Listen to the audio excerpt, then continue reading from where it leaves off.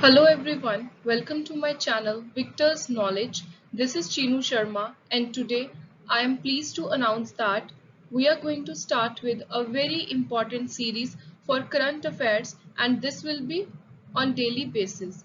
Many people have asked me to start with this. More importantly, you will get current affairs from all important sources at one place. And these are going to be very helpful for people who are preparing for any kind of government or for that matter even for private sector exams. So let's begin with our today's current affair. So first is the World Drug Report 2021 and this report has been released by United Nations Office on Drugs and Crime.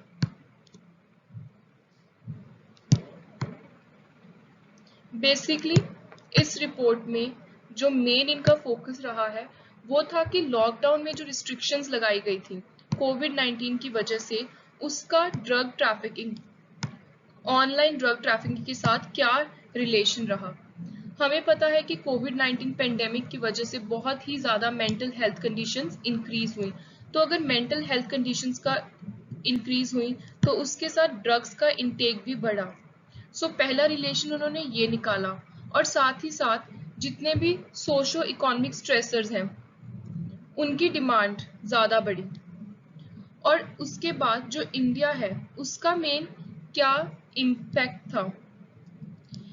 India हमें पता है कि वो vulnerable है trafficking of narcotics में। Narcotic trafficking क्यों होती है इंडिया में ज़्यादा? क्योंकि इंडिया की जो ज्योग्राफिकल लोकेशन है वो दो मेजर ओपियम प्रोडक्शन रीजन्स हैं जो वर्ल्ड के उनके बीच में है, गोल्डन क्रेसेंट और golden triangle. Golden crescent and golden triangle इनके बीच में इंडिया है, तो इंडिया में बहुत ही ज़्यादा ट्रैफिकिंग होती है नारकोटिक्स की। अब हम जान लेते हैं कि गोल्डन क्रेसेंट रीजन कौन सा है। ये क्वेश्चन यूपीएससी में भी बहुत बार आया है और साथ ही साथ स्टेट सिविल सर्विसेज एग्जाम के लिए भी बहुत इंपॉर्टेंट है कि कौन से रीजन्स गोल्डन क्रेसेंट रीजन है एंड कौन से गोल्डन ट्रायंगल रीजन है। सो गोल्डन क्रेसेंट है जो इंडिया के, दिस इज लाइक इंडिया जो इस साइड है, लाइक अफगानिस्तान, ईरान, पाकिस्तान, और जो इंडिया की दूसरी साइड है इस साइड वो है बॉर्डर्स ऑफ थाईलैंड। और ये कहाँ पे मिलते हैं? Confluence of Ruak and Mekong river, जहाँ पे इन दोनों का कॉन्फ्लुएंस होता है वहां पे।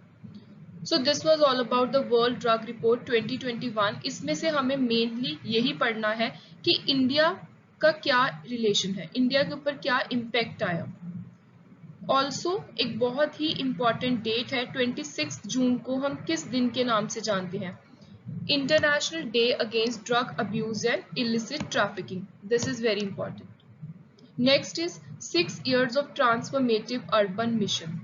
ट्रांसफॉर्मेटिव अर्बन मिशन का मतलब है कि अर्बन एरियाज को ट्रांसफॉर्म करना, उनके इंफ्रास्ट्रक्चर को, इसको लेकर अर्बन ट्रांसफॉर्मेशन को लेकर जो हमारी ministry of housing and urban affair है इंडिया की, उसने 2015 में बहुत ही इम्पोर्टेंट 3 स्कीम्स लॉन्च की थी।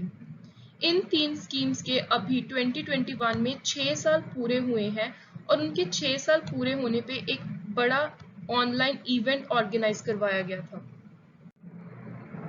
सो अब हम देख लेते हैं कि ये 3 स्कीम्स कौन कौन सी हैं। पहली है प्रधानमंत्री आवास योजना अर्बन, प्रधानमंत्री Awas Yojana. Next was Amrit.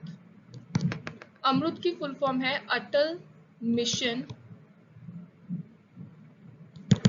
For urban rejuvenation.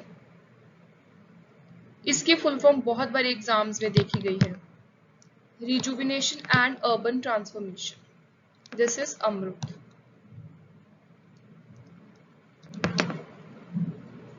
Next is SCM। ये तो हमने बहुत बारी सुनी है, smart cities mission. So basically ये 3 स्कीम्स थी और ये तीनों scheme ministry of housing and urban affair में आती है, ये भी हमें याद रखना है। और सबसे इम्पॉर्टेंट है इनकी एग्जैक्ट डेट याद रखनी। बहुत बारी जो छोटे लेवल के स्टेट या कोई और एलाइड एग्जाम्स हैं उनमें ये डेट पूछी जाती है। So it is 25 June 2015। Next is agri stack. The new digital push in agriculture. Ministry of agriculture ने रिसेंटली एक MOU memorandum of understanding sign की है, किसके साथ? माइक्रोसॉफ्ट के साथ। इस स्कीम के अंदर क्या है कि एक प्रोग्राम लॉन्च किया जाएगा 6 स्टेट्स में और इसमें टोटल 100 विलेजेस को कवर किया जाएगा।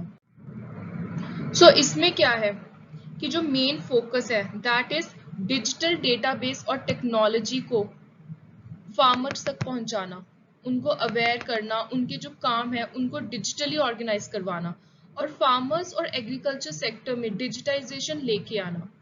इससे एक यूनिफाइड इकट्ठा प्लेटफॉर्म तैयार किया जाएगा फार्मर्स के साथ, जिनमें उनकी जो एग्रीकल्चर की फूड वैल्यू चेन है उसकी जितनी भी एंड टू एंड सर्विस है वो ऑनलाइन डिजिटली करवाई जा सके।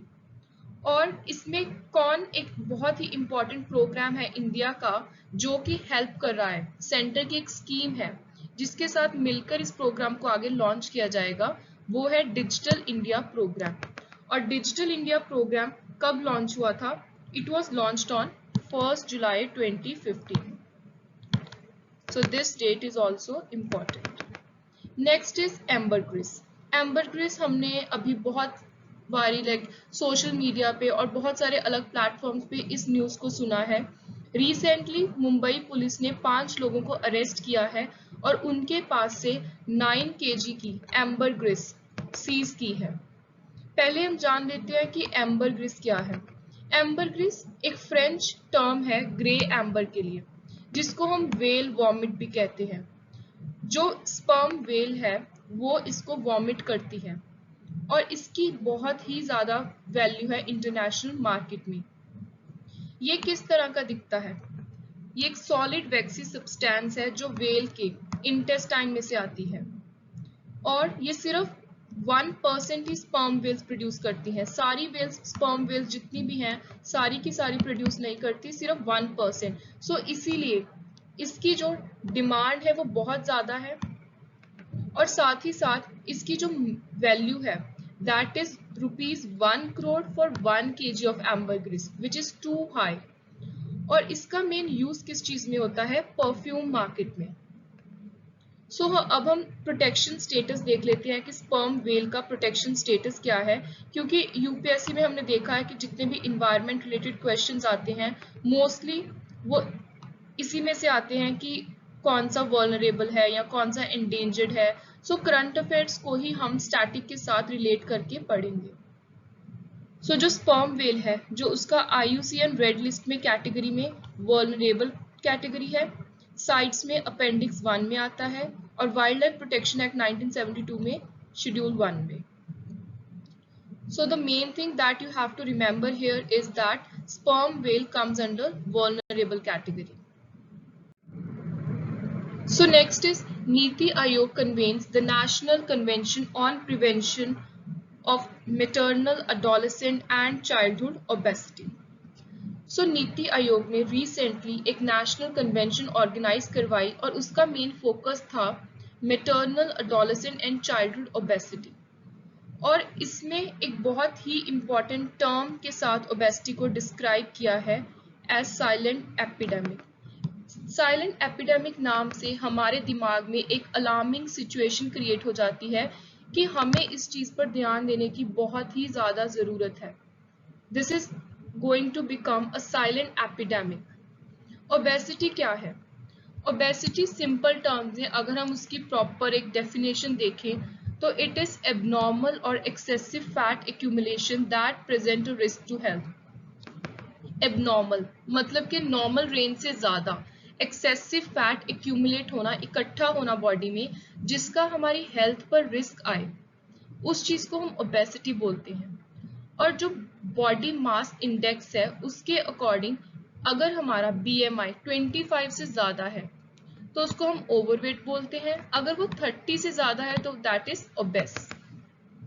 इंडिया की क्या कमिटमेंट है इसमें? बेसिकली जो इंडिया है उसने कुछ टारगेट सेट किए हैं कि जो ग्लोबल न्यूट्रिशन टारगेट है कि कोई भी जो चाइल्डहुड में ओवरवेट नहीं होएगा 2025 तक, ये इंडिया ने एक टारगेट लिया है कि हमने ऐसे मेजर्स करने हैं जिससे कोई भी चाइल्डहुड में बच्चा ओवरवेट ना हो। सेकेंडली जो सस्टेनेबल डेवलपमेंट का 2.2 गोल है, उसका भी हमने एक सेट किया है टारगेट कि उसको हमने माल न्यूट्रिशन को 2030 तक हर फॉर्म में हमने खत्म कर देना है।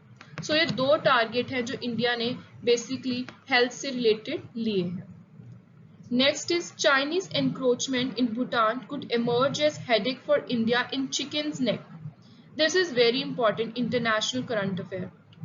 So recently Washington Post report के अकॉर्डिंग जो चाइना की टाइम टू टाइम एनक्रोचमेंट्स हो रही हैं भूटान में, चाइना ने 3 विलेजेस कंस्ट्रक्ट किए हैं, रोड्स, मिलिट्री आउटपोस्ट उस लैंड पे जिसको हम बहुत सालों से, बहुत सेंचुरी से भूटान के अंदर मानते थे।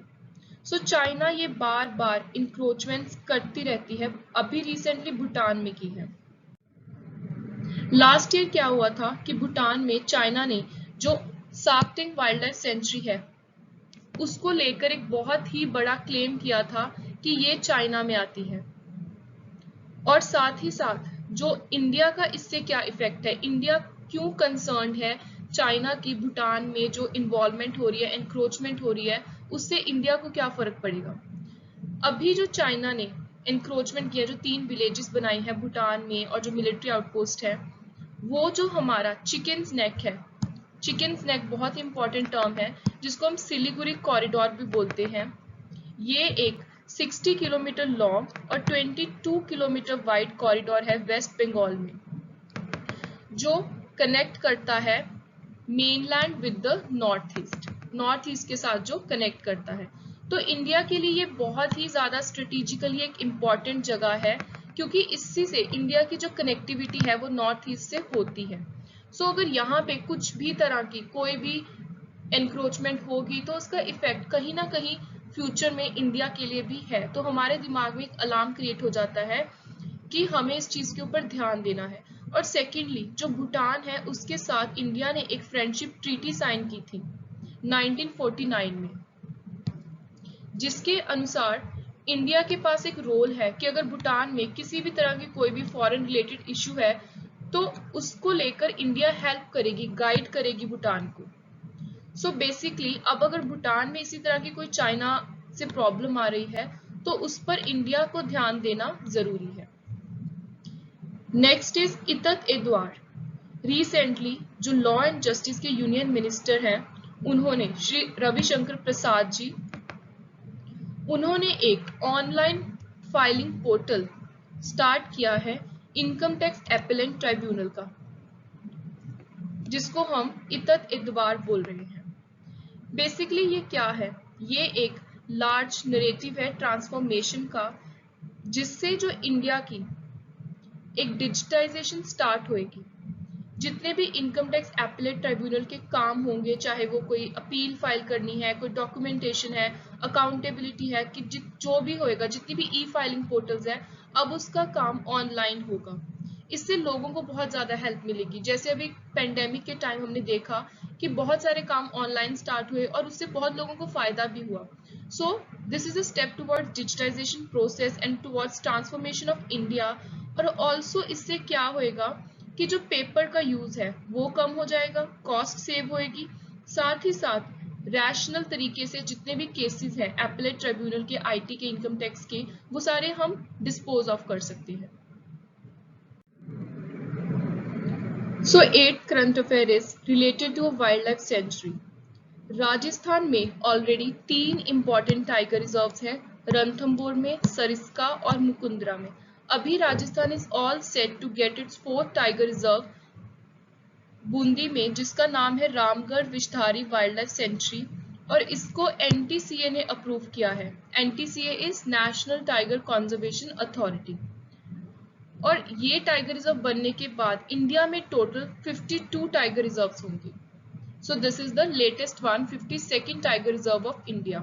सो 2 इंपॉर्टेंट क्वेश्चंस यहाँ से निकल सकते हैं। फर्स्ट कि राजस्थान में कौन कौन सी टाइगर रिजर्व है, और रिसेंट कहाँ पे बनी और उसका नाम क्या है। और नेक्स्ट इंपॉर्टेंट क्वेश्चन इज कि 52nd टाइगर रिजर्व इंडिया की कौन सी है। Moving further, Gujarat international maritime arbitration centre GMAC, जो गुजरात मैरीटाइम यूनिवर्सिटी है उसने एक MOU साइन किया है international financial service centre authority के साथ कि गिफ्ट सिटी में GMAC को हमें प्रमोट करना है। GMAC क्या है?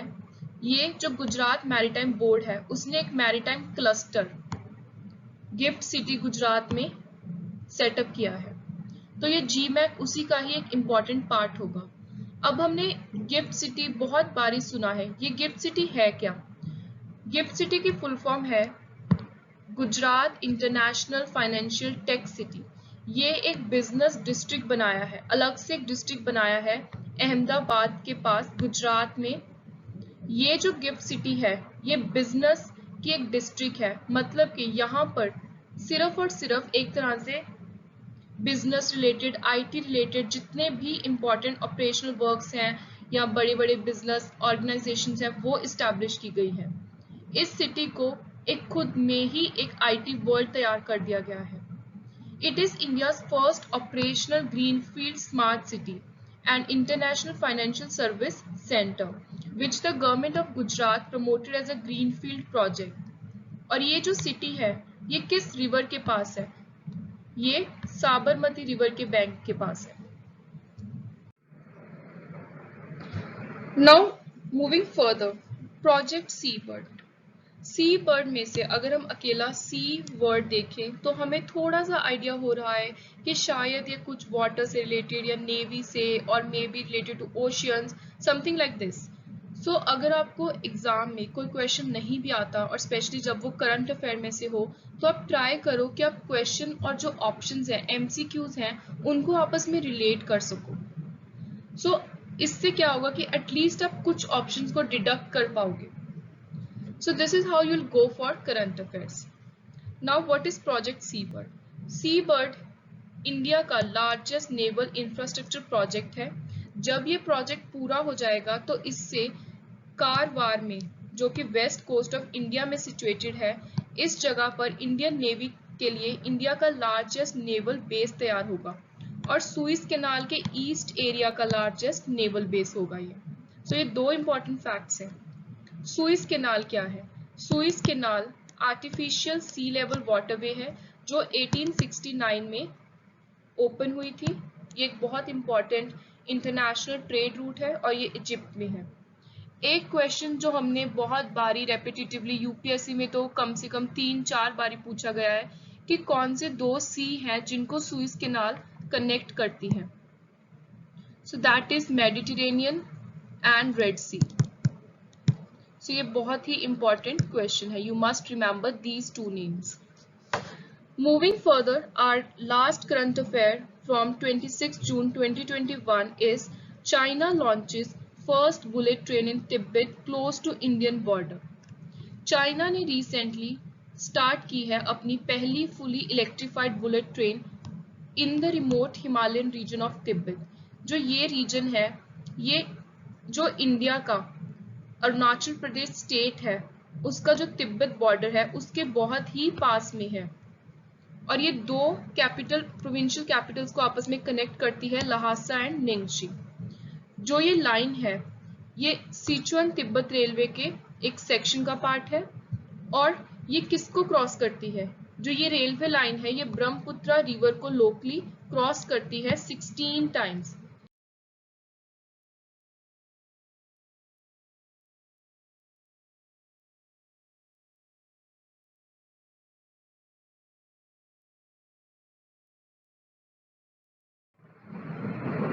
So this was all about today's current affairs. I hope you liked the video. Please do like, share, comment and subscribe to my channel and keep supporting.